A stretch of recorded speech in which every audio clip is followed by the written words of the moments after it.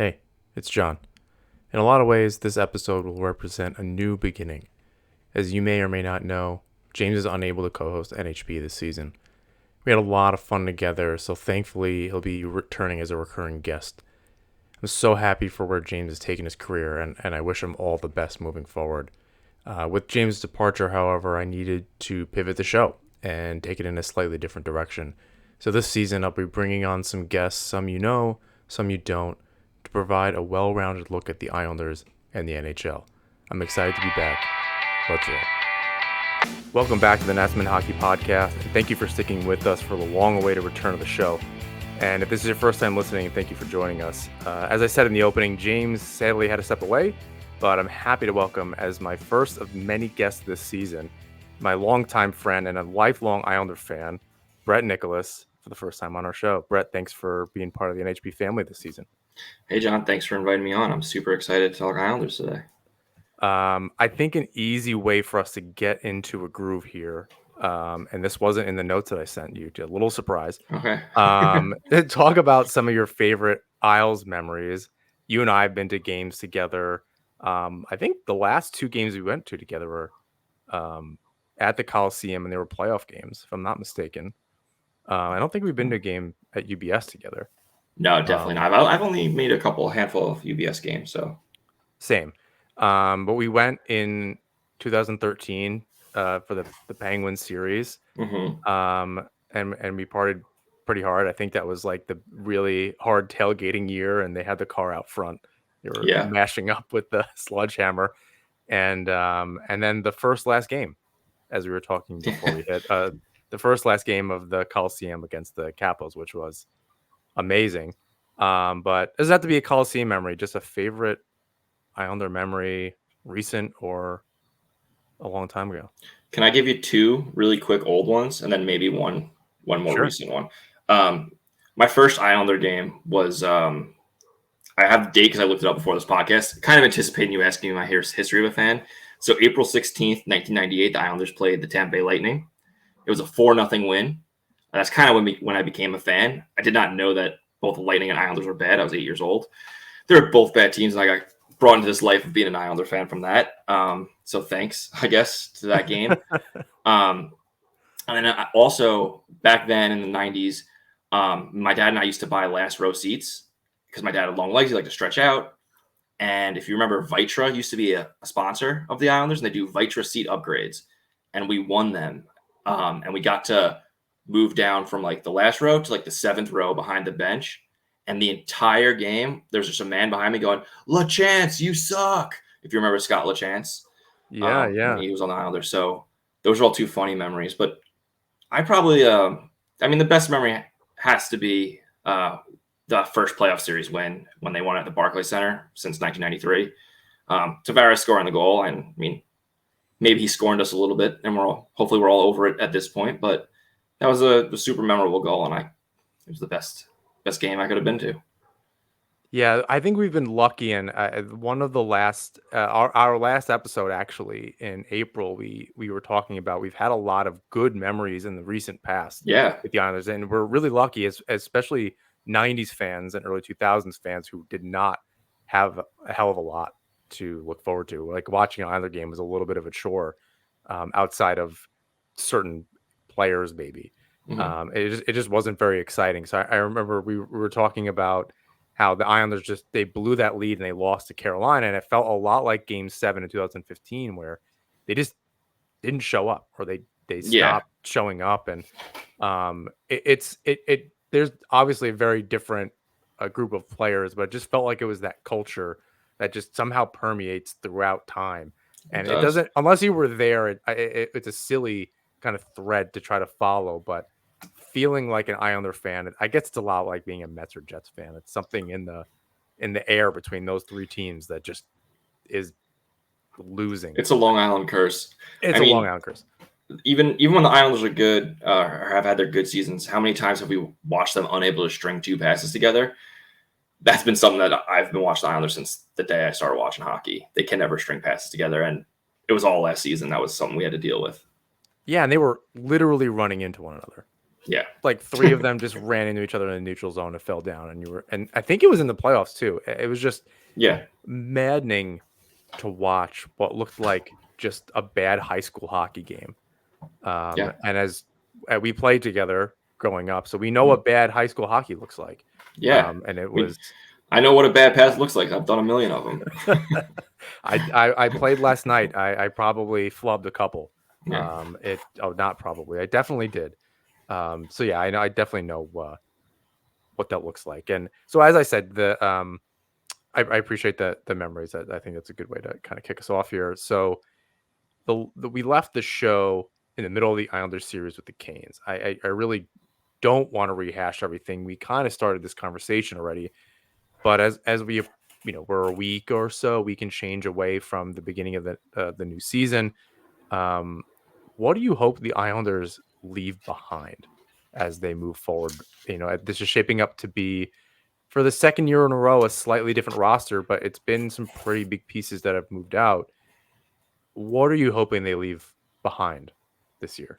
Man, I got a long list of things, but the first thing I think they need to leave behind is the truly awful penalty kill.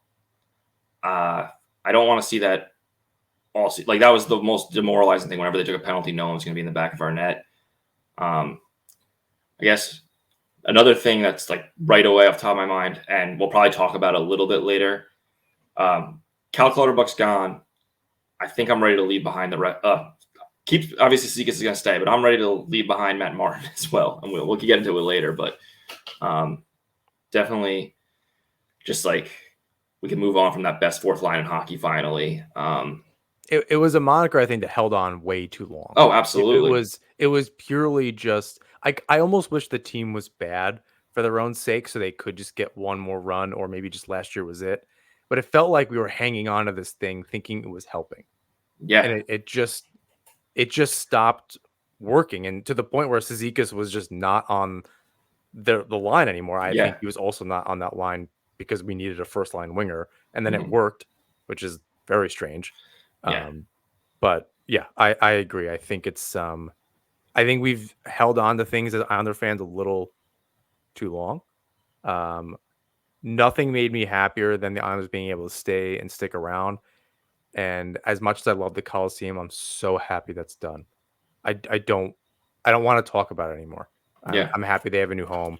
We've been there a few years now. We can just kind of move on. Hmm. Yeah, and it's a nice arena. Like it's perfect. So Yeah. Yeah. I've been to a few. I know you've been around too. Like, yeah, it feels like a true NHL grown up professional arena, yeah, which is super cool. And Barclays wasn't, I mean, other than the sight lines, wasn't mhm. terrible. But this is even leagues ahead of that. And then Barclays is still pretty new. Yeah. Barclays was just cavernous though, and like sound just escaped it. It just never felt like a home. It was just we were just there. Yeah, without knowing any of the details at the time, it it didn't feel like there was a long term play there. Yeah. It kind of just, yeah, like you said, it didn't really feel like home. But okay, continue with what you'd like to leave behind here. Um, I'd say two more. They're quick hits. I don't want to see terrible 5-on-6 play. When we have a 6-on-5, when we're up by one, we can't. We got to score empty net goals. We got to stop letting them in our net. Um, I don't know. Oh yeah, with at the end of the game, yeah, it Yeah, was. I mean, I don't think the power play was great either. So it just no, it was the terrible. special teams in general, it just didn't work. Yeah, There was just something there. Hopefully Duclair has something to do with at least the power play being better. Um, and if Barzell, who scored a shorthanded goal this preseason, if I'm not mistaken, if he's actually going to play the PK, that would be kind of different. It would follow yeah. suit with some other teams, so that could be good. But yeah, late in the game, oh yeah, oh when you're down, oh you're talking about down six on No, five. no. I'm talking about when we're up. When they were up, they couldn't get an empty net goal. You know how many games we let up a goal in the last like 2 minutes, say, Yes, when the other team pulled their yes, goally. We didn't get an empty net goal, I think, until the last game of the season or close to it. And we were constantly yes. blowing leads. You know how many games went to overtime? It was infuriating to watch. Yeah, I actually try. used to actually know that number and was keeping track of it, but Yeah. it's either been too long or I purged it because it hurt my brain. But yes, I misunderstood what you were saying. Absolutely, we need to score empty net goals when we're up in the game, and the other team has pulled their goalie. Absolutely, that Mhm. was beyond infuriating. Yeah. Especially when it could have made the difference of being top three in the Metro and maybe having a different, being seated differently going into the playoffs. It could have made a huge difference. Oh, absolutely. Yeah, We left so many points on the 100%. board. Yeah, and then I guess further that shootouts. They I want to leave behind terrible shootouts. Can we have a one guy that can score a shootout goal? Yeah, surprisingly, they've not been able to recapture the Franz Nielsen, No, we don't have the uh, Danish backhanded justice. the Danish backhand of justice. Yeah, I mean, you'd think Barzell would be able to do it. Maybe Nelson's been one of their better Hmm. um, shootout guys, but I think the problem was I don't think they made it that far a whole lot last season. Yeah. Um, they'd lose an OT. It was I forgot a lot about last season, and not just because we didn't do the show over the summer. I think it was just, I think that was one of the longest seasons in 10 years or so, or a little bit longer. It feels like the early 2010s when it was just so hard to watch this team. Yeah. Um, like I said, if for a long time it's felt like a chore, but there was absolutely nothing pleasurable about that, and it almost felt like they made the playoffs to scorn us for 5 more games. It just wasn't a Yeah. good time. It just did not feel good to watch any of these games. Um, have you watched any of the preseason? Have you been kind of following along with what's going on with that? So I've been keeping up with the preseason on Twitter and watching clips where I can.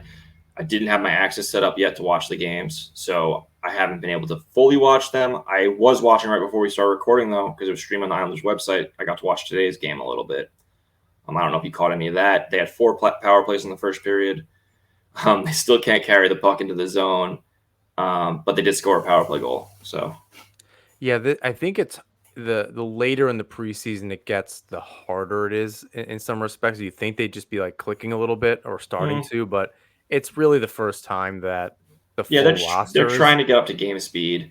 Yeah. It's just watching them play. The Flyers have a game tomorrow, so it's their B squad tonight, and the Islanders are basically NHL squad. They're missing a couple guys, and they still are struggling to get in the zone. But again, like you said, it's preseason. They're just getting in game shape. I'm not going to ring any alarm bells, but it was a little frustrating to watch it take until the last minute of the first period with four power plays to score a goal.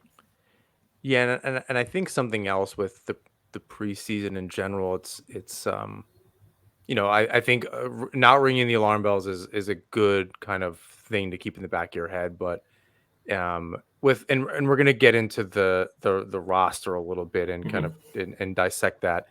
If you go back any preseason, I have no recollection of what the lineups were, who those like Oh fringe yeah. players and all these things were, and it's always somebody random that pops up anyway. Mm-hmm. Maybe Slipokov is that guy that just we have early, but it's rarely, it's rarely somebody you know. Yeah. It's last year Goche might actually do it, and or Hudson Fashing is gonna just be this really Mm-hmm. big difference maker, and then it turned out to just be some guy, Kyle McLean. So Yeah. it's kind of hard to make that distinction and try to pick apart different things and who's gonna make it and who's gonna be really good. Um, so I'm trying not to pay too close attention, although they don't have a lot of There's not much room. change happening this year. Well, I think any change that happened is already there. Like you kind of have your group. There's no more Sebastian Aho. There's no more Yeah. Clutterbuck.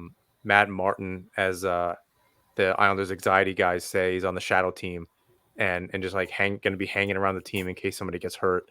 Um, he lives on Long Island. Martin's not going anywhere. Yeah. So yeah, you kind of have your guys. Some might have to go through waivers. I frankly have not been paying too close attention to that. I know there's a couple that Old Duke I think has to go on waivers.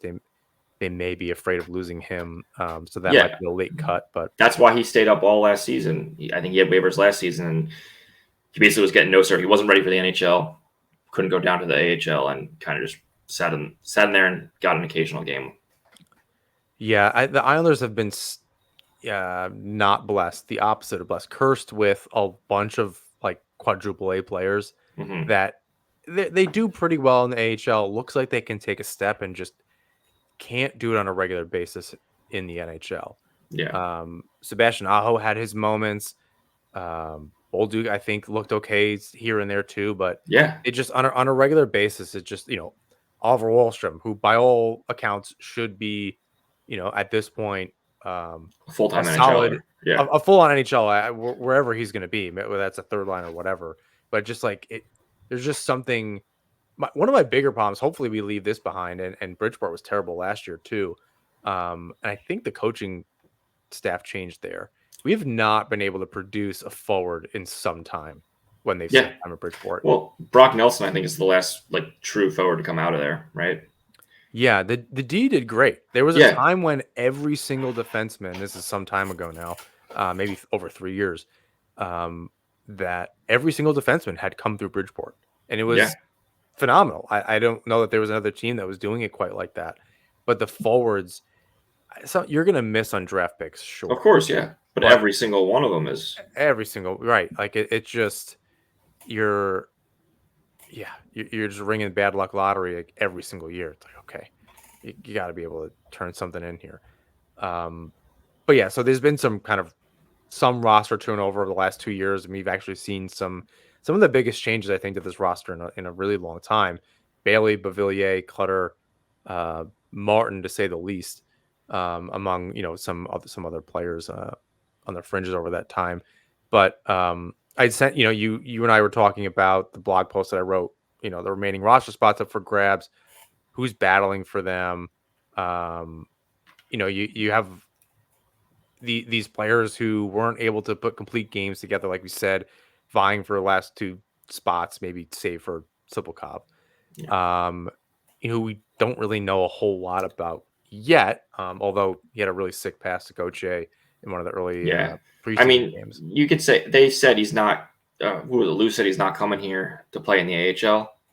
I'm sure he has a European out clause, so if he goes to the AHL, I would almost bet all my money he goes back to KHL. But he did bring his wife and family here, so maybe he does plan on staying. But I'm excited for him. I don't know. I've heard only good quotes. I know, but I've only heard good quotes about him, which of course they're going to say that stuff in preseason. But he's seems like he's fitting in and he's doing all right. I'm excited to see where he fits in the lineup. Yeah, so for him, Wahlstrom and Engvall, those are the 3 players you'd really expect, and you can throw in Holmstrom too, who's kind of been jockeying around the lineup a little bit during the preseason. So if you're a guy, you're not battling stalwarts here. Like these, even within that group, it's not really the best of the best.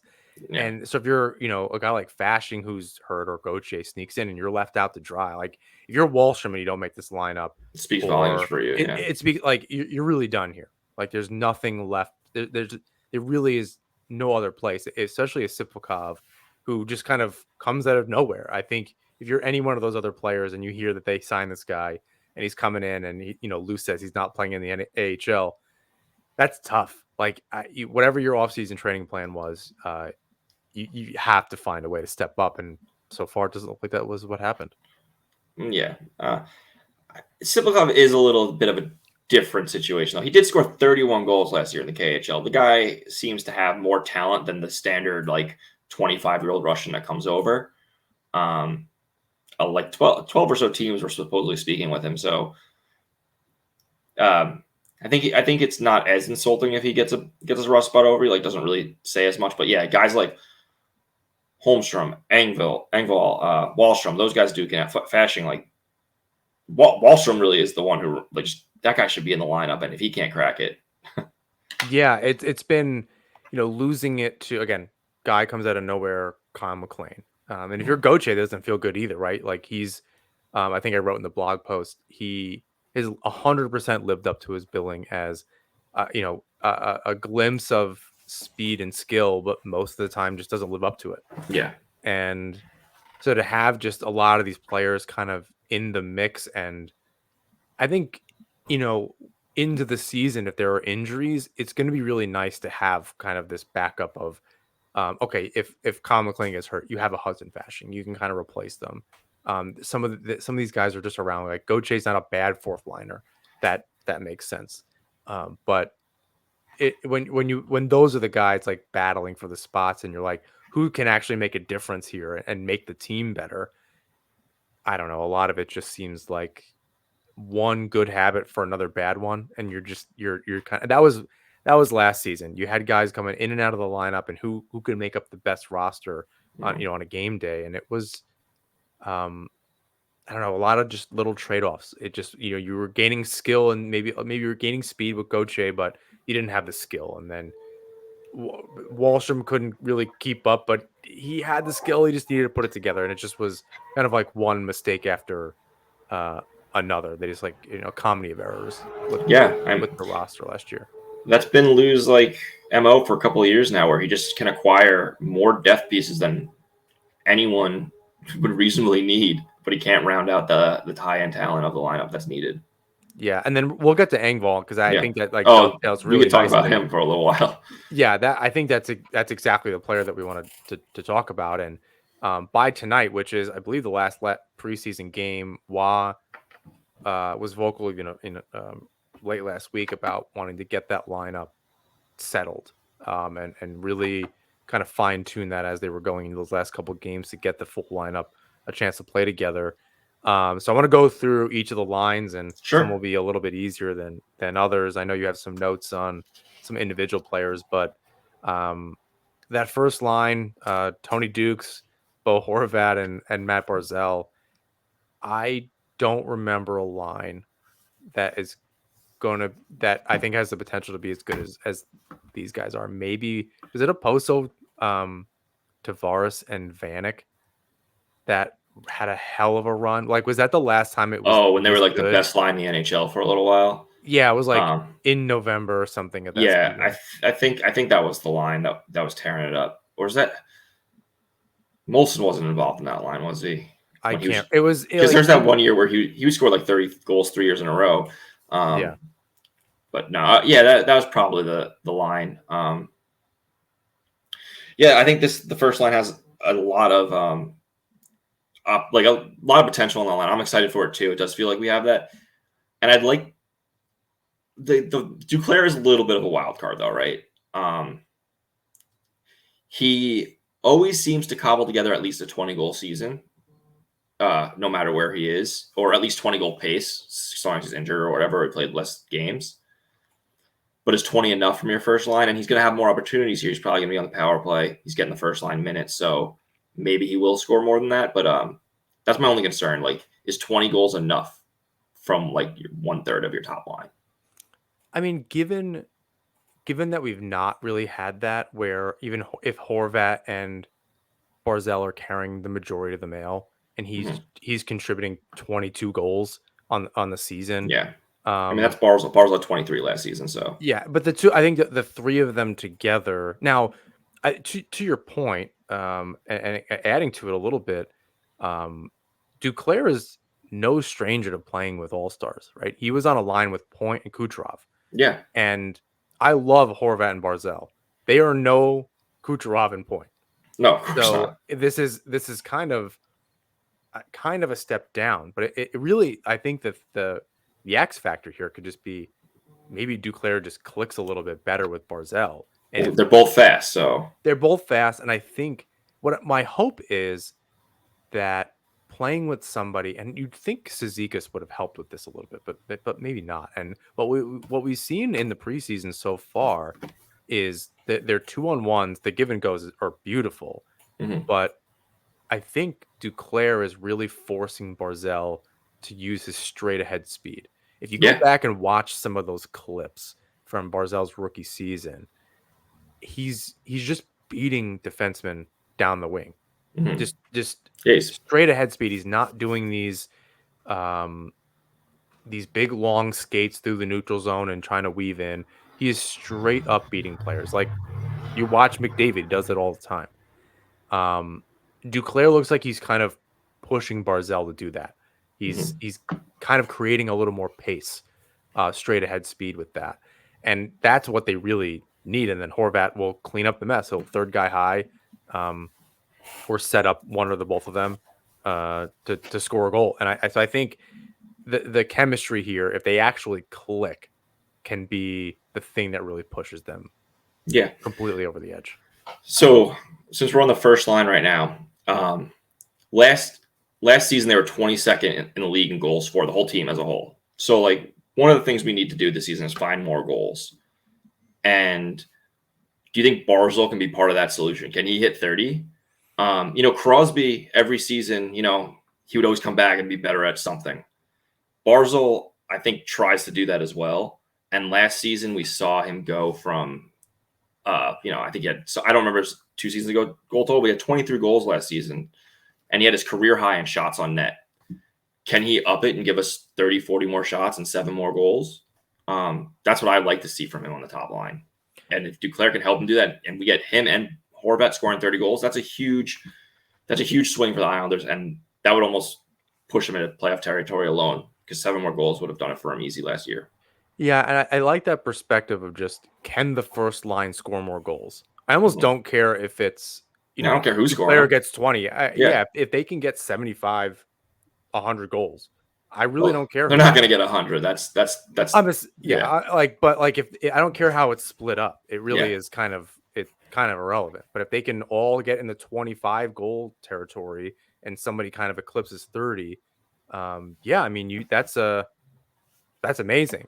And that's, Nelson, if you want to go to the second line, Yeah. has that opportunity. Dude's scoring over 30 goals a season. Like, just the older he gets, he seems to be, matching it every year. If you It's can a have, contract year, so you know how those always go. yeah, usually really good for the team in the year, and then they'll Yeah. re-sign him, Yeah. and then it doesn't go well. So Exactly. make or break, I think, for the Islanders is, with Brock Nelson, and I hope he stays. I don't want to get into that too early. Hmm. I want to continue to enjoy Brock Nelson, who I feel like Hmm. is Yeah. one of the players I can actually like vividly remember almost their entire career, kind of like Anders Lee. Hmm. Like, in my adult life, I've watched them kind of become Islanders. Do you remember like the Islander draft parties they used to do I at the um, Cali, at the Coliseum? yeah, I remember going to one of the draft parties with my friends, and Brock Nelson is I think like a year or two younger than us. Um, and I remember being on the floor walking around, and he was there, like standing next to me. And I was like, that guy's going to be in the NHL because he looked so small, like so skinny and frail. He looked like me. I'm like a very skinny person, like I'm not very muscular. And he looked like me. And I was like, this guy is going to be in the NHL. And here he is scoring 30 goals every year. So, yeah, and he's pretty tough out there. It's not like he's getting bowled over. So yeah, I guess you get into your late 20s, you finally fill out all the way. yeah. And yeah, I think that line where we went into last year, I think with a little bit of confidence with Engvall, uh, Nelson, and Palmieri. Now you go, okay, well, you got Palms and Nelson. There's some chemistry there. It took a little bit for Palmieri to turn on, and he turned out to. Did he have 30 goals? It was Yeah, he hit close. 30 even last year. He hit it on like the last game or second last game of the season. He hit that 30. So it took him a while to, I think he was coming back from injury. It took him a little bit of time to kind of get back up to speed. So, there's some potential there. That's two Yeah. second line guys that had 30 goals. To say the first line couldn't also do that, we'll see. But then you're kind of thrown into the mix, either Simon Holmstrom, or in tonight's game, as we're recording this, Yeah. on on, Siplikov. on Yeah. Monday evening, Slipokov. And every year, and just I want to get your thought on it too. Every year for these others, for every other NHL team, it seems like random dude pops off, like 30 goals, 10 assists, helps the team get in the playoffs. Conn Smythe kind of postseason, and just they have a great run, and it never happens with the Islanders. It's just never. It's their usual suspects do well. They kind of do their thing and they make the playoffs, and whatever happens after that is magic. But it's never like, for a second, it was Simon Holmstrom. He's scoring all these shorthanded goals. You're like, amazing. Well, wow, we've never had this. Just random guy shows up that was like in the farm system. And 1 year, he just decides, I'm in the NHL. Here I am. And I'm not trying to put that pressure on Siplikov, but damn it, would it be great for that just to work out for the Islanders? For a franchise that just seemingly can't get that kind of win, when they finally have a kind of dominant first line, to have somebody like that would truly be that extra step. That second line as it stands, what are you thinking as far as the regular season is concerned? Man, I think it's going to be the Siplikov on it, and maybe he's that guy that pops off that you're hoping for. When you were talking about that, did you ever see that tweet about the Penguin? Because I think when you're thinking that like every other team always seems to have this guy that pops off, I think you notice it because they're always playing with a superstar, right? And there's like it's pretty old now. It's at least like 5 years old at this point, but it's like someone's like the Penguins always have some guy on their team, and they're like Mark Donk and Buzz Flippett, and they both have 47 points or whatever. And like that's kind of what you're alluding to. I think Maxim Siplikov might be that guy for us. That's what I'm hoping for. I think he belongs on the second line because the other option is Holmstrom. I don't think he fits in. So I think it's that Nelson Palmieri Holmstrom line. And I think Nelson Palmieri Siplikov line that can actually be a second offensive threat for us. I don't know. I think if the given and something I wrote about this week, if that first line can be as dominant as we hope, it'll take a lot of defensive pressure off the rest of the team. So Nelson, I think, who have just kind of always thrived in that second center role he's a perfect second line center. Yeah. And I like Palmieri's game. That's when I thought about the way that I played, it was always like, he can score a couple goals, but just like kind of running around out there and giving him hell. He's throwing hits. He's kind of snarly out there. When I see him as a second line forward who can also score 25 or 30 goals, I think it's really good with Nelson, who's no slouch. He gets involved physically too. So if they can both take that pressure off Siplikov, and he can just use his speed and do his thing and kind of be silky out there. It'll only benefit Palmieri for sure. And Nelson seems to be able to just take care of himself. I think Palmieri though is also kind of a question mark, right? He's kind of a player that shows his age. I feel like he's in the last year of his contract as well, so it's contract year for him and Nelson. So maybe that'll work magic for us. I don't think we should sign Palmieri no matter what he does. I think unless it's like an absolutely incredible season, like a 50-goal season or whatever, then sign him, sure. But he's not going to do that. Yeah. But even then, he's not going to do it twice. So whatever magic he kind of lays out there, unless he's going to take. Well, I don't want to get too far ahead, but unless you're going to sign him to like an Engvall type deal with not 7 years, obviously. Please no. We already have that person. So I don't really know what you do. Like you kind of I don't really like the saying, but like the internal trade deadline pickup is like, we have our guy. Like we're going to lose I hate that. season, and but I guess when it applies to us, we can like it, but like he can be that guy, and he's versatile. He can, if they want to switch up that second and third line, there's some versatility there. I think. So kind of just moving players around, but Nelson and Palms have done really well together. So hopefully they can be good line mates to Siplikov there. This episode is brought to you by DraftKings Sportsbook. TD, Tutty, in for 6. Touchdowns matter more at DraftKings Sportsbook, an official sportsbook partner of the NFL. We don't care how they score them. We want to bet on touchdowns, and DraftKings Sportsbook is delivering. Ready to place your first bet? Try betting on something simple like a player to score a touchdown. Go to the DraftKings Sportsbook app and make your pick. This Sunday, the money line is minus 355 for the 49ers against the Cardinals. Make your pick now. Ready to do a touchdown dance of your own? New DraftKings customers bet $5 to get $200 in bonus bets instantly. Score big with DraftKings Sportsbook, the #1 place to bet touchdowns. Download the Sportsbook app and use code THPN. That's code THPN for new customers to get $200 in bonus bets when you bet just $5. Only at DraftKings Sportsbook. The crown is yours. Gambling problem? Call 1-800-GAMBLER. In New York, call 877-8-HOPE-NY or text HOPE-NY 467-369. In Connecticut, help is available for problem gambling. Call 888-789-7777 or visit ccpg.org. Please play responsibly. On behalf of Boot Hill Casino and Resort. 21 plus age and eligibility varies by jurisdiction. Void in Ontario. Bonus bets expire 168 hours after issuance. For additional terms and responsible gaming resources, see dkng.co/ftball. This episode is also brought to you by BetterHelp. As adults, it's hard to make time to learn new things. Kids are always learning and growing, but as adults, sometimes we lose that curiosity. What's something you'd like to learn?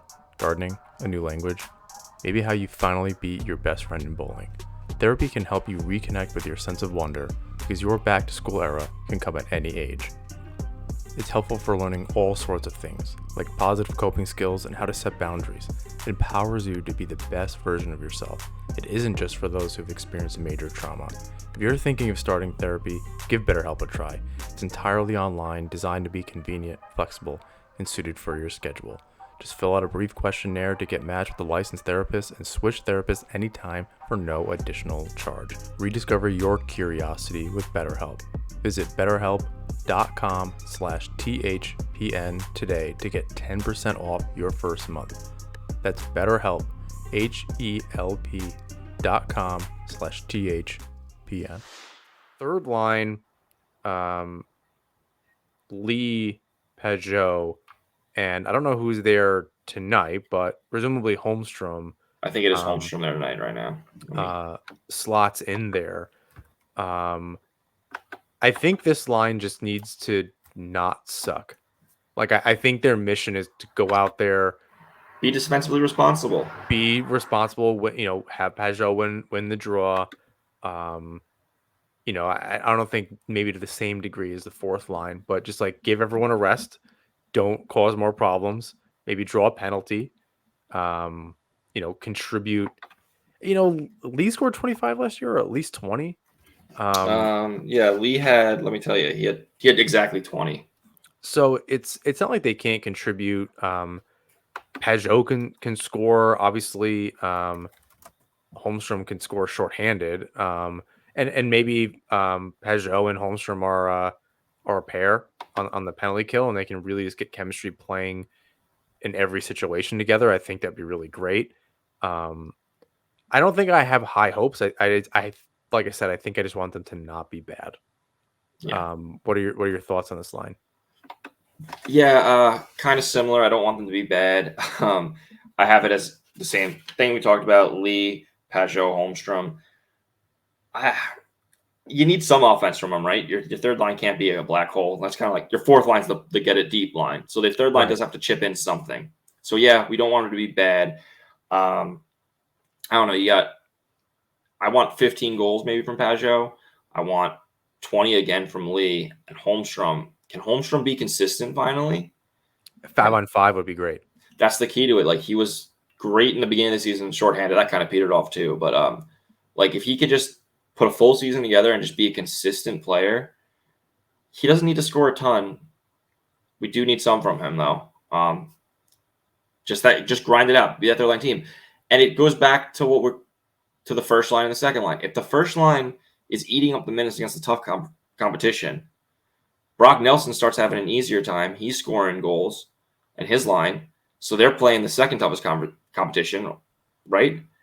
That opens up an easier time for your third line. That's like how every team is structured to do that, like to make the minutes work for everyone. Or if you're going to be the team that's, one of you need a shutdown line too. Yeah. So if they're going to be defensively responsible and be part of the shutdown unit for the Islanders, and at least go out there and, when I didn't play a good game, I've said this on the show before. If I didn't play a good game, back in high school or something, my mom would say you were figure skating out there, and we don't need a line like that. We can't have any, what do we say, passengers, whatever these Yeah. coaches are saying these days. Some I don't know, there's coaches, we've had too many. The passengers deal. We need everyone to contribute in some way, and we need to see it. Like, we need to Yeah. be like, wow, they had a really good shift, and they held off the Sidney Crosby line or Yeah. whatever kind of thing. That's what their job's going to be probably. Like the third line usually does try to take on the top line. But is anyone on that line able to skate the puck out of the zone? And that's kind of concerning because I don't really feel that. Maybe Holmstrom can, because I don't think Lee can. Pajot is kind of slow too. I don't know. Pajot might be the quickest of the bunch. Lee, every once in a while, his speed surprises me, and I don't know if it's because he's racing somebody that isn't that He's racing fast or Pat something. Maroon. Yeah, he's Pat Maroon or Ryan Reeves or something. No, that's very funny. So I can't really tell. Every once in a while, he does surprise me, though. I have to pay a little bit closer of attention to that this season. I don't remember Holmstrom's speed, frankly. I don't remember it, which doesn't mean it didn't happen, but it just means that it wasn't enough for it to stand out anyway. He does have some speed. We saw him score shorthanded goals. That's really generally how you score a shorthanded goal, right? Is a little bit of speed. Yeah, getting a jump, blocking a shot, or exactly, and then pushing away from the D. Bit. Yeah. So yeah, I maybe I think that's a really good point, though. Is who can actually get the puck out of the zone. Depends on who their defensive partners, defensive pairing is that are playing with them. Mm-hmm. Like a Mike Riley type will skate. Oh, he'll always Pellick can also do that. Dobson's no stranger to that either. So I think no matter what, maybe that's just what they're going to rely on. But yeah, they just need to be, I think, positionally sound and just be able to move the puck out and very quickly. I don't need to dump it every single time, but just get the puck out of the zone. And that was something that I think the whole team struggled with last year, was just an inability to cleanly break the puck out.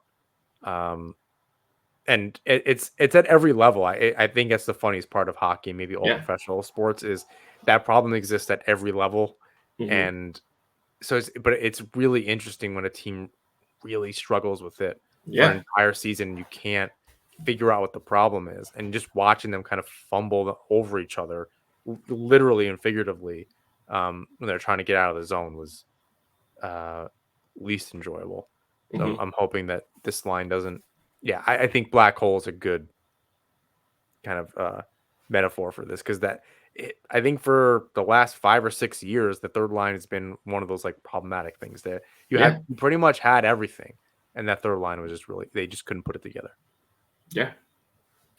The fourth line, and then we'll get into the extras, and then and talk Engvall. Sure. As it stands, Kyle McLean, Casey Cizikas, and right now Gauthier, and that leaves Wahlstrom bashing Martin with an asterisk, and Pierre Engvall. Mm-hmm. I don't really want to talk too much about Gauthier, because I don't think there's a whole lot to say. So I kind of want to go into this discussion thinking that it's McLean, Cizikas, and Engvall here. And I don't think that's in stone by any stretch. Somebody could beat out Engvall, and that's a different problem. But those three players, that's a very different fourth line than what we're used to seeing. Yeah, absolutely. How do you think? I mean, what do you think about the line? But their deployment and Casey Cizikas' game, which we're actually hoping we can get another 15, 20 goal season out of him, with just better offensive partners, like younger, we'll quicker, see. Whatever.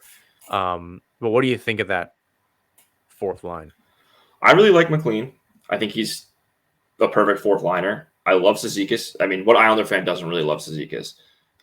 So there's those two. Happy to have him on the fourth line. Engvall, maybe that's finally a role that fits him. I don't know. I'll be honest with you. When I was writing down my lines for this team today and what I wanted to see and what I want to talk about, I forgot about Engvall. I didn't even put him in my lines or in my extras. I just forgot about the guy because he's so unremarkable to me. I'm not a big fan of him. I don't love. I don't think there's an Islander fan that likes the $3 million 7-year deal, the $21 million deal. And maybe like talking as we're talking, and you're saying like I think it's going to be Engvall. I'm kind of talking myself into it being maybe something that works because he is fast. If all he has to do is get the puck deep and just prevent the other team from scoring on you, maybe he can do it.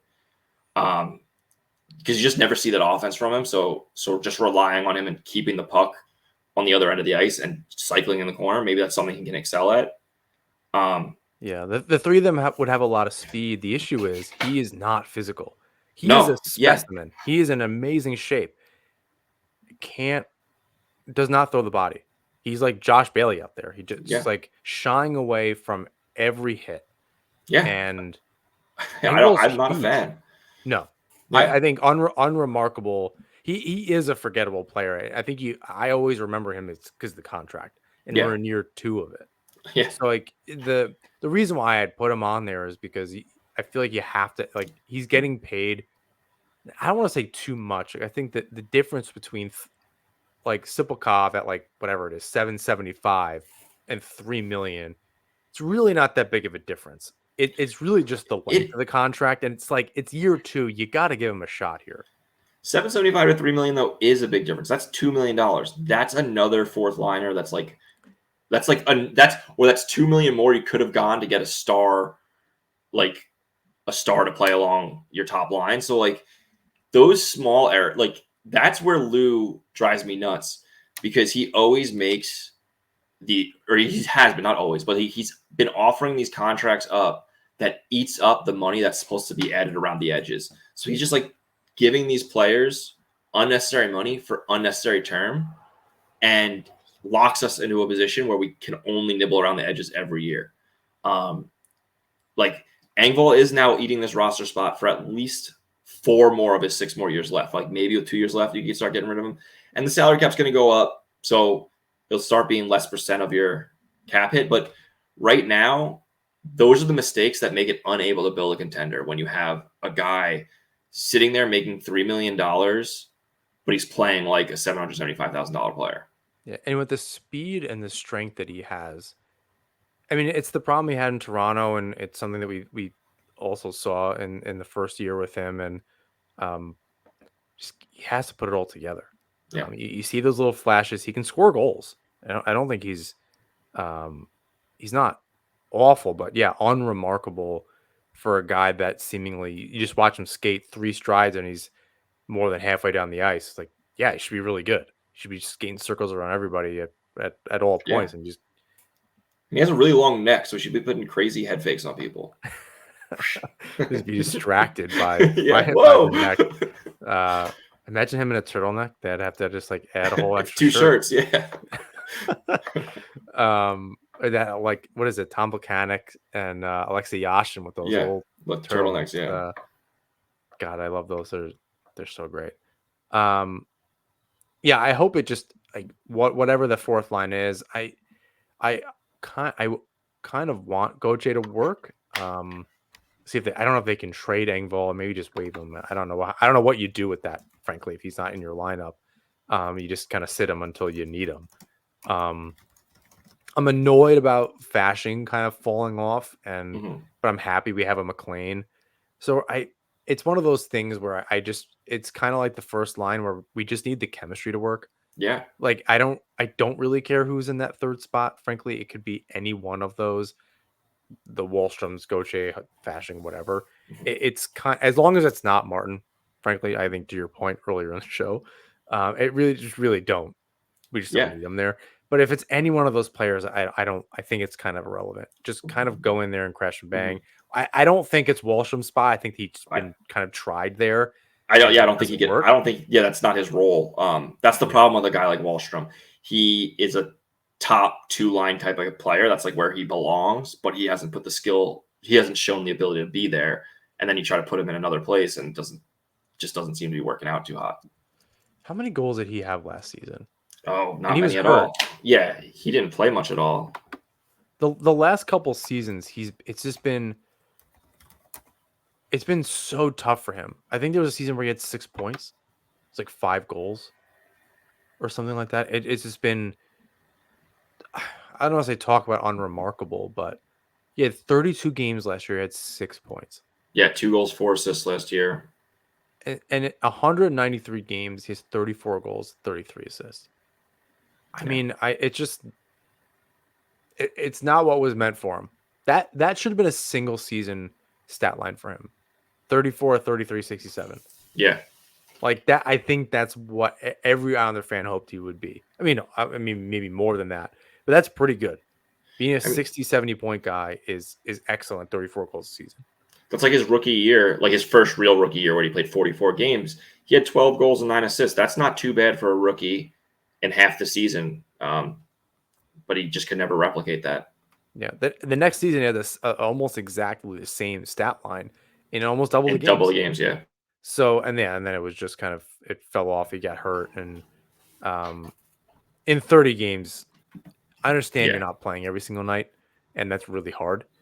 But 2 Yeah. goals and 4 assists is unacceptable. You have to find a way. You're not even putting up a fight. No. Yeah, and you have to be able to contribute in some way. Like be just a good third line player, be really good defensively. Do something. And I think that's a problem with Engvall, right? Like you just Yeah. it's a Goche that we're paying more money. Yeah, Just and a so lot of speed, some skill, and then nothing. Just like no and then finish, nothing. but Engvall and Wallstrom do something similar where all of a sudden they will score a goal that's like an amazing shot. And you're like, oh, so you guys can do it. Just you can only do it once every 10 games, if that. Yeah. I think that's the tough part here. It and I think I'm trying to think of a comparable just like in your regular life. I guess like sometimes you're good at some things and not others, and just when you're in at that level though, like you're at an elite level, like maybe you're just getting picked apart. I don't get it. I don't know how Walsham's been in the league a long time. I understand injuries. Engvall, you've been in the league a long time. Yeah. Figure it out. Like do something different in the off season. Whatever you're doing, your approach to your game, get it. I don't know. It's for Engvall, it's not a lack of training. There's an on ice thing. He's almost like a kid that just doesn't know how tall he is, and he's like 14, and he's like it just can't put it all together. It seems like something just isn't computing. Yeah. Um, He had Engvall did give us 10 goals last year, so like that is maybe a third line, fourth line role. If you're getting 10 goals on your fourth line, that's not too bad. Yeah, I think if he just fits in, I think as a chemistry thing, as long as it doesn't look like there's 2 guys really trying out there and banging bodies and being a pest, and 1 guy skating really fast. Yeah. Like you can't be noticeably different in that way. Yeah. Yeah. I guess if you're just going to score 10 goals, that takes a little bit of heat off of you, but I think as a whole, they need to be able to kind of contribute, more of the sum of their parts kind of deal. And that was what the fourth line was for a long time. So this is going to be a reinvention. I think it's going to be, I think some of those spots, I'm not confident that Holmstrom could hold it down. So it's not like Engvall has just one spot to make the roster. No. I think that there's a third line spot for him too. Between Siblikov, Holmstrom, and Engvall, I think there might be some yo-yoing there and just trying to figure out, unless Siblikov really pops off and is just consistent all year, I imagine he gets put down on the fourth line for a second just to kind of cool off and like not to be taken completely out of the lineup. Yeah. And Engvall does get put back, or Holmstrom gets put back, and those 3 players I see kind of moving up and down as the season goes on, just to they're interchangeable. waiting to see what works. Yeah. And maybe Siblikov plays really great with Peugeot for whatever reason. And that just clicks. Then you keep it. You're just working things out. But here's the other problem Lou created, though. We're so against the cap, we can't carry as many extra forwards as like normal, right? We can only carry 22 out of 23 of roster spots right now. So we have to lose someone probably to waivers along that the might way. be Wallstrom. Yeah. I don't know about Fashing's deal at this point. Well, he's injured right now. Yeah, he might be go IR, and that might solve our issues and kick the can down the road for a little bit. But Yeah, well, Lou's pretty good about Oh yeah, figuring out some kind of way. Um, Going to the back end, and they never get, I think, enough credit until they're or they're not talked about enough until they're playing like shit, and then we yell at them. But not a lot of surprises here. no, it's a returning lineup basically. Um, I think Mayfield is the biggest question mark. Hmm. Um, Coming off the injury, you hope that he can kind of just bounce back. Mike Riley, I think, is a really good partner for him. It kind of just leaves him the responsibility of being the tougher defenseman and kind of let Mike take care of the offensive side of things. But I'm hoping they're just not relied on as much. I think in the past, Well, there should be a third pairing. So, yeah, yeah, but last year was terrible injury luck on our defense. Everyone was injured, so things got thrown into flux. So if Mayfield and Riley can be just a third pair, I actually think it's fine. Mayfield has another 7-year contract, just like Engvall, um, that I don't love, but Mayfield's not a terrible defender. Last year wasn't great. He had his ankle injury, so we could write some of that off. He's not a terrible defender. His big issue is penalties, right? Every time you turn around, the guy's walking to the penalty box. And yeah, maybe, and it's not just last year. Like you could excuse last year for the ankle injury. Fine, I'll let you do that. Like, but the prior 2 years, he had the same amount of penalty minutes essentially. Like he's averaging like a penalty minute per game. So every other game, he's taking a dumb penalty. yeah. There's a line where I think you want to be a tough player, but there's Yeah, you know late defenders in are going to take games or penalties. You're a defenseman. You're going to take penalties. I don't begrudge it, but yeah, the Stadium Series game sticks out to me oh god, yeah, quite a bit with him in particular. So yeah, I think that's yeah. I don't think that he was bad, but the kind of things on the outside really kind of just recolor my whole vision of him. So like those penalties just make me think like I don't want to deal with him. yeah, Um so if it wasn't for that contract, he might not be back, but um yeah, maybe he's not as bad as I'm remembering, but it wasn't great. So if he can clean that up and him and Mike Riley actually just get deployed properly, um, and it really has a lot to do with Dobson Romanov. I think continuing to just be really good. I think they were a great pair. yeah, A lot of the Islanders' fortunes ride on Pelican Pulak returning to form. They have not been the same. yeah. And that's Pellick is the one who scares me more than Pulak. Pellick is a lot like Mark-Edward Vlasic, right? Vlasic was the best shutdown defenseman in the league for a little bit, and then all of a sudden he's not good at all, right? Um, A lot of injuries. yeah, Pellick has a lot of injuries, and is that gonna be what happens to him? I hope he can regain his form under Trotz. That's when he learned how to properly pinch and learned how to when to sit back. He kind of lost way of that with Lambert. I saw lots of like last season. A lot of times he was making what seemed like the wrong decision. Um, but maybe he'll get back into form now. At least I hope so. Um, Yeah, but like sorry. like you had in your notes, you had that they want to return. They want to return to form. They want to be that formidable shutdown pair. Yeah. So they know that they've lost a step. Let's see them bring it back. If they do, if they like, we're talking about a lot of ifs today, right? If all the ifs hit, this is a great team. Yeah, I And mean, if yeah, even if half of them hit, it really depends on which ones.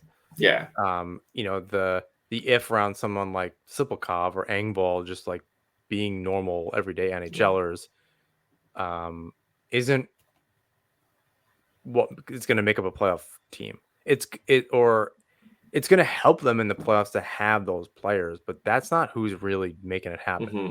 So there's some kind of big ifs, and we're going to get to maybe the biggest one Yeah, um, in the goaltending at the moment. sure. Um, I think it would be wrong to not lead off with the Sorokin injury. I think so. I think the main story with Sorokin, just he's injured and has not been seen skating, other than we were told he is skating.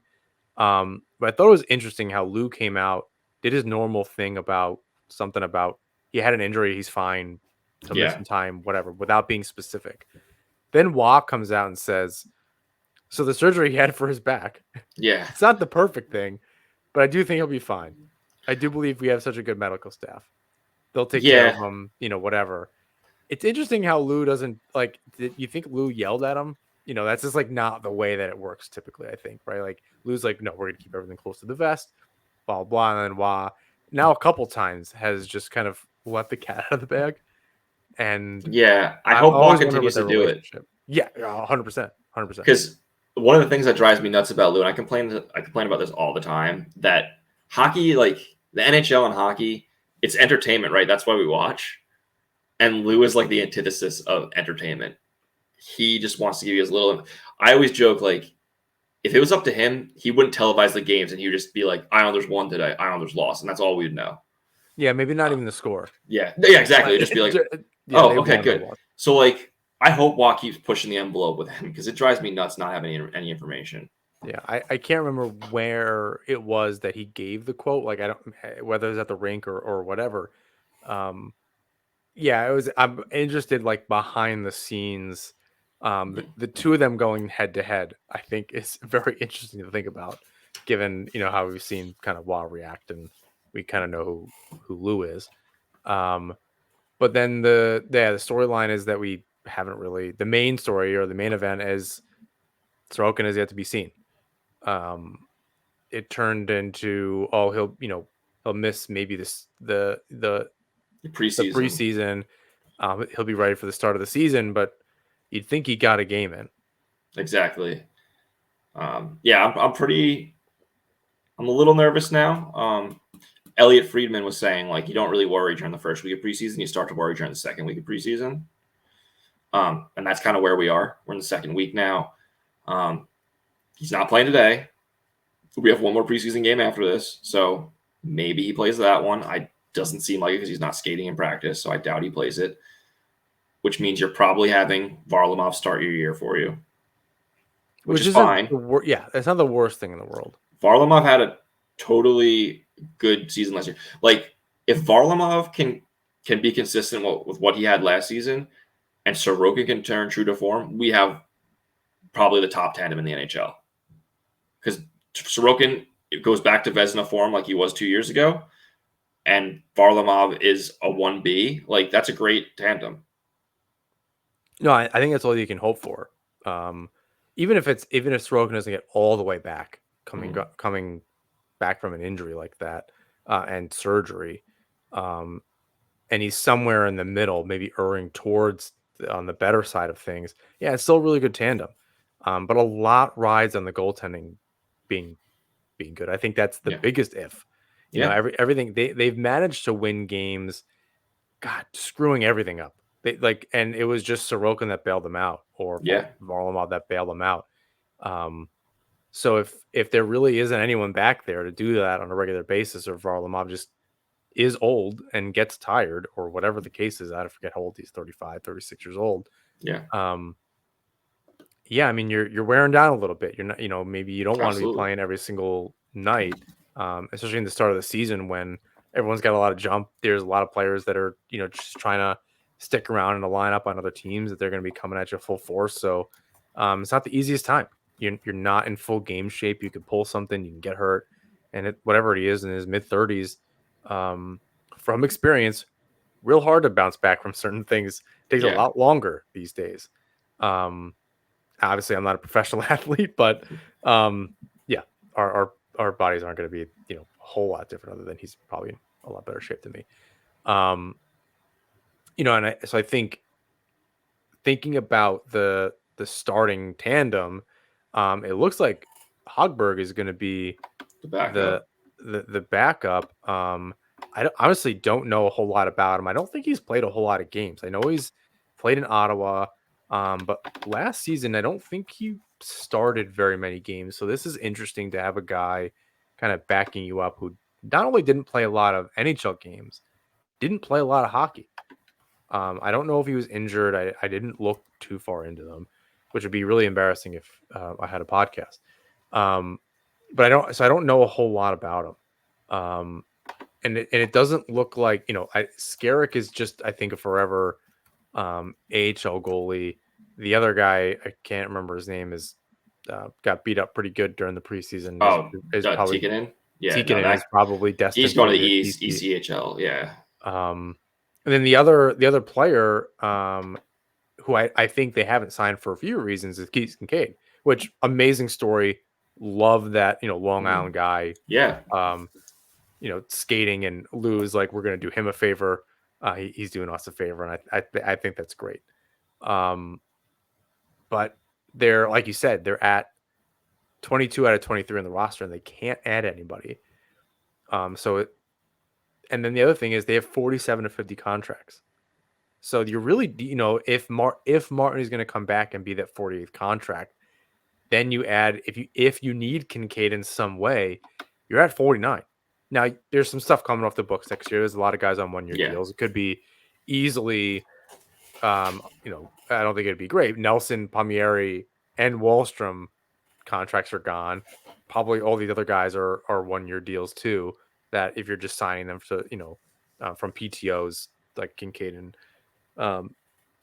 Martin, so you can kind of make it up. It's only for this season, but it's hard if you're going to make a trade and maybe receive 2 players in return. You're just dealing with kind of every single penny, as you alluded to earlier. You've kind of screwed yourself here. yeah. Um, Back to Hogberg really quick. sure. I just looked him up because I was curious. His last NHL start was the 2021 NHL season. Was it that long ago? Yeah, with Ottawa. He's only had 42 NHL games, 35 starts. He has a career save percentage of 894. If he's in net, I'm nervous. Like, Yeah, I'm surprised they're not going. Like, again, I understand, like, as the argument I just made of why they didn't just sign Kincaid, yeah, but at least he has like 100 and something 50 yeah, games of experience, and has shown in, I mean, for the Devils in 17-18, he was fantastic. Him and yeah, Hall kind of brought them to the playoffs, but he's been good in the games, the sparingly that he's been in the NHL the last few years. Um, he's been really good. He can yeah, just play 2 or 3 games and be fine in a month. yeah. So it's, He can be that guy that holds the fort down for you while you wait for your starters to come back. yeah, and it's interesting. He's the guy with the most experience, the most NHL experience outside of the Mhm. Sorokin and Varlamov. So it'll be interesting. Unless Kincaid signs somewhere we don't know, um, which I don't, I Yeah, didn't see anything pop up today.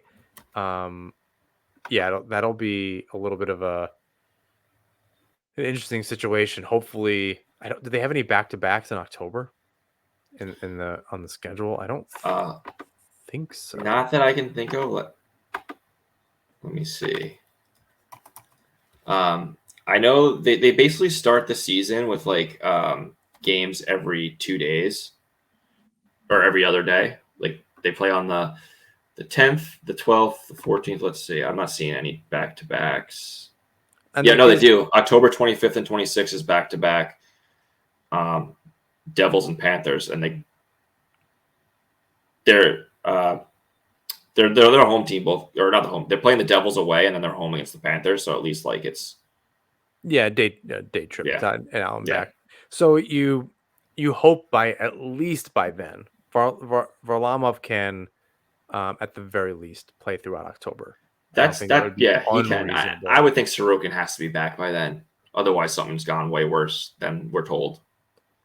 Yeah, and with these kind of things, whether he's starting to practice, back injuries can be scary. It's kind Oh, of of like course, knees. yeah, It's any little thing you don't want to tweak it.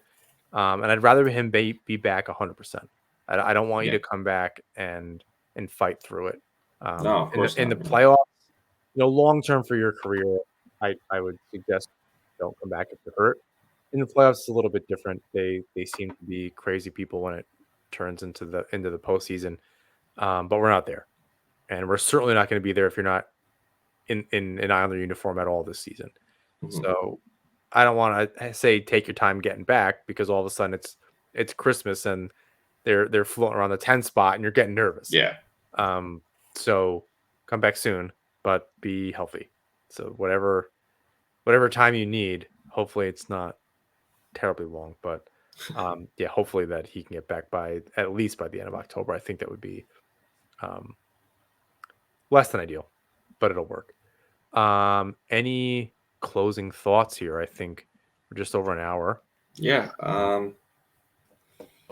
think we covered everything I have down. I was going to say, I mean, I don't think it's that important. I'm hoping this is Lou's last season. That's one thing I want to leave behind. After this year, I would hope for a new GM.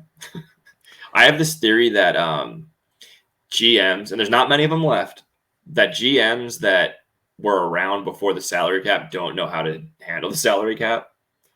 And Lou is like exhibit A. It's not a bad theory. I'd have to see what maybe some of those other GMs. I looked it up. It doesn't really hold as much water as I hope. Like Don Waddell is the other one, but the Canes aren't that good. They can never round out that roster. The Canes are always like the writer's favorite to win every year. Like there was like this is the year. I don't think that team's that good. They were like the St. Louis Blues for a long time. Yeah, and they finally won. But and Doug Armstrong's the other GM that has been around since before the cap. Ken Holland, I think, too. Well, he's not a GM anymore, right? Not anymore, but he wasn't. But I'm saying, and he was a bad GM, like right. Like he had McDavid, which helped out the Oilers, obviously. But was Ken Holland went into that. He was in Detroit. He tanked Detroit. He once he lost Lidstrom, and it's like my team. Oh yeah, the whole the perfect human, Zetterberg, the whole thing. Exactly. So it's like these GMs that were around before the salary cap think they could just like magically fix rosters on the fly, and it's just a lot harder now. And so I would like to see a younger non-Lamoriello, because I don't want to say Lou is gone and Chris is in. Yeah, I don't think that Bridgeport hasn't been a beacon of hope. No, it's not like you're coming in there and other than the relationship factor, I'm not sure what he brings to the table, not knowing a whole lot what's going on with Bridgeport other than they are bad. Yeah, I don't know. I think he has a new contract. I don't know how much longer he can do it or wants to do it. He seems to want to do it forever. He's happy with what he does. Like, and everyone loves him. Like, no knock on him. Like, everyone respects him. Everyone loves him. I just think he's done a lot for the Islanders, so I don't want to like say the guy's terrible. I just think the game's passed him by a little bit, and I think a new GM, a new voice can help straighten up some of the places where this roster is lacking. But you know what? This is kind of negative. Sorry to bring this one up because it's negative going into a new season. We should have hope. So let's not talk about or let's not drag too hard on Lou. And hope that the roster he's put together for this year will get us. I think we're a bubble team. I don't think anyone would argue that. The Metro is weird. So it's not that good. It could really go in any direction. And so to bring a little that hope factor back, because I think on one hand, you do have a GM that brought this team to a really great place from despair and just not thinking like they would go anywhere. And, sometimes with leadership on and anywhere where you could be at work, at sports, you can get them to a certain point, but there's a hump. I'm hoping that Wah is the thing that helps them get over the hump. Trotz got him to a point. Maybe Wah can bring this roster, which has changed considerably since Trotz's last game. I don't think. I think if you watch and any Islander fan that watches a national broadcast, I don't know, will think Eberle is still on the Islanders and that it's just team from the 2020 run or the 2021 run.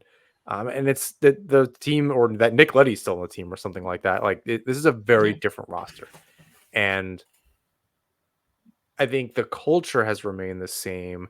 This is a new, this year, what Wah really needs to instill is a new identity, because without Martin, without Clutterbuck, without that thing that I think I wrote an article a million years ago for the Hockey Writers that the DNA that we saw for a long time on this team was forged like fight night, like 2011.